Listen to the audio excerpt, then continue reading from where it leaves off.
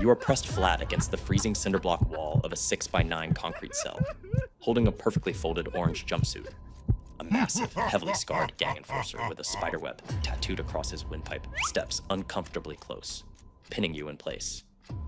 He doesn't throw a punch. He doesn't pull a weapon. Instead, he traps you against the concrete, presses his heavy, sweat-slicked chest into yours, and slides a calloused hand aggressively up your inner thigh. He exhales a cloud of smuggled cigarette smoke directly against your neck and whispers exactly what he plans to do to you when the lights go out. Welcome to the dark, aggressively hypersexualized reality of the federal penal system. You aren't just an inmate. You are the ultimate prison contraband. When the heavy steel doors lock for the night and the cell block plunges into suffocating darkness, the rent for your survival is aggressively collected. You bite your lip to muffle the sound of your own panicked breathing. You follow his crude, whispered instructions exactly. You let this scarred, violent man use your body in ways that shatter every psychological boundary you have ever possessed. Dissociation takes over so entirely that your consciousness leaves the freezing cell and floats out over the razor wire. Your mind turns into a compliant, hypersexualized ghost, paying physical taxes to a sociopath just to survive the night. And then the physical act ends. The guard's flashlight sweeps past the bars, and the dynamic violently flips. A heavy, heavily tattooed arm pulls your head against a sweaty chest. Calloused fingers gently pet your hair. For 2 straight hours, the hardened cartel enforcer whispers in the dark. He sobs quietly into the scratchy wool blanket because the daytime guards confiscated his favorite deck of playing cards, and it really hurt his feelings.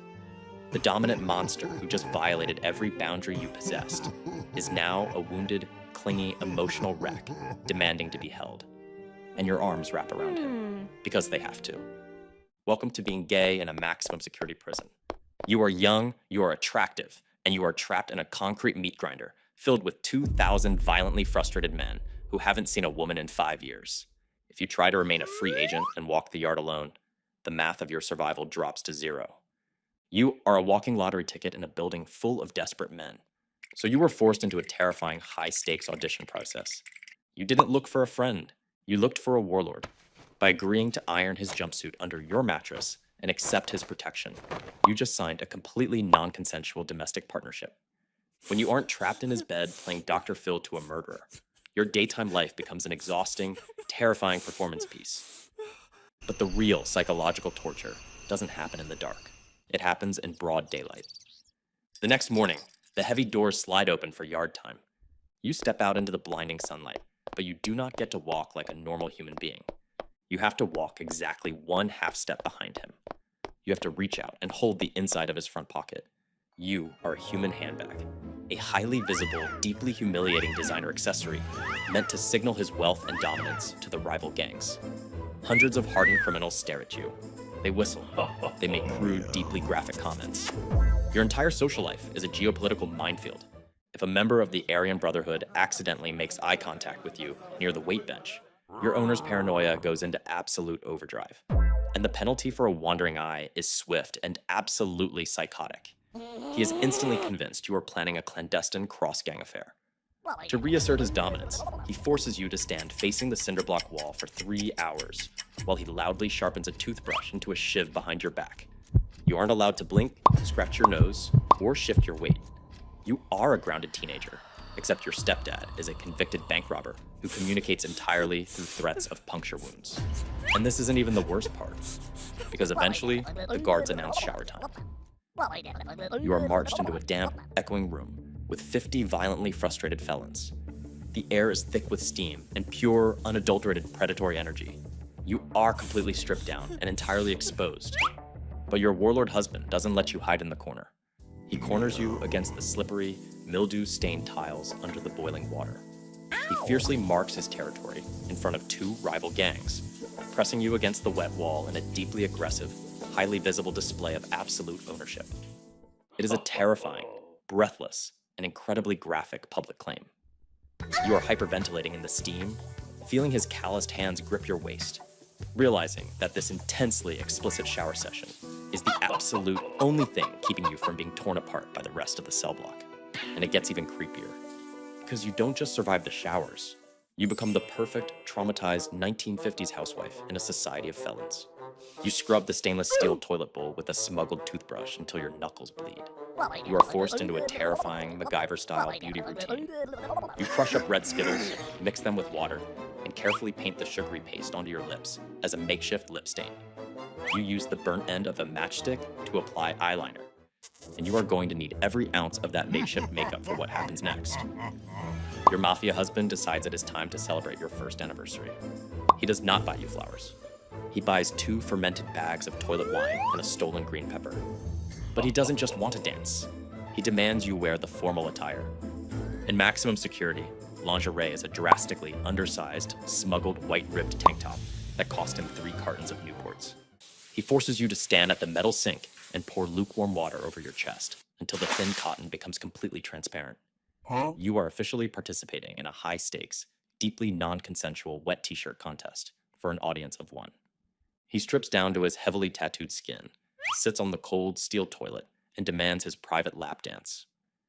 You are standing in the middle of a federal prison cell, dancing to the rhythmic, mechanical hum of the industrial ventilation shaft.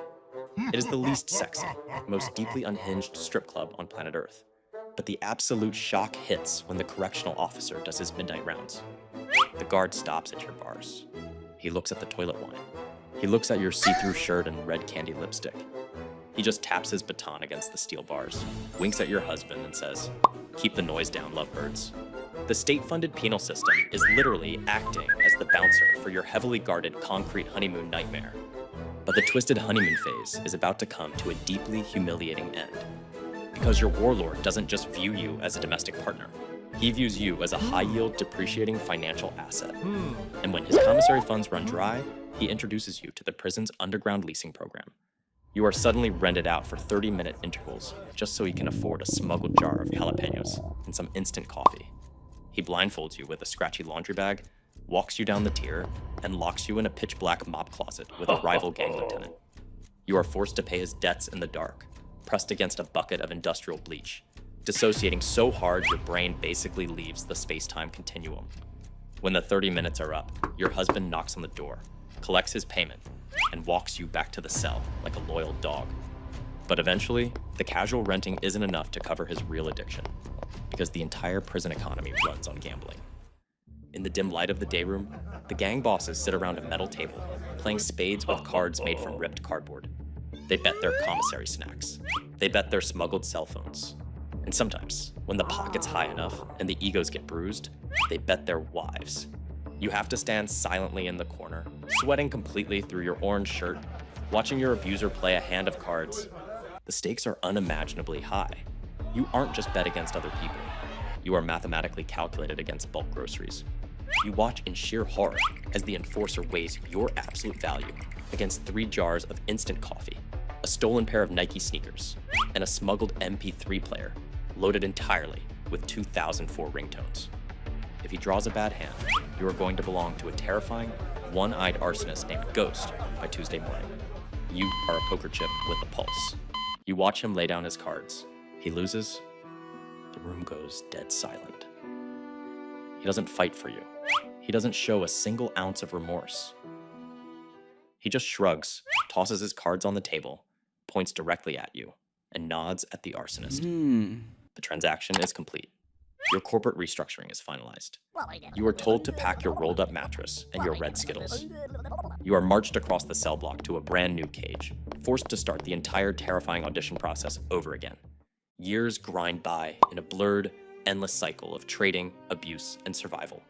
You master the art of total invisible numbness. You stop dreaming about the outside world. You stop dreaming about actual consensual love. Your entire reality shrinks down to the 6x9 perimeter of your cell and the mood swings of whichever violent felon currently holds your lease. You become the ultimate chameleon, adapting to every new owner with terrifying robotic precision. One day, a new young inmate is thrown into the cell block. He is terrified. He is shaking. He looks exactly like you did 5 years ago. You watch from the upper tier as the wolves instantly circle him. You watch him desperately look around for someone to save him. And for a brief, horrifying second, he makes eye contact with you. He looks at you with desperate, pleading eyes, hoping you will step in, hoping you will offer him some kind of solidarity. But you don't. You can't. You look down at your hands. You look at the red Skittle stain on your lips. You look at the heavy, possessive arm your current husband wraps around your waist. You realize with a sickening, paralyzing clarity that you are no longer a victim fighting against the system. You are a permanent, fully integrated fixture of it. You break eye contact with the new kid. You turn back to the metal sink, pick up a smuggled toothbrush, and quietly go back to scrubbing your owner's toilet. You survive it, you endure it, but you never, ever escape it.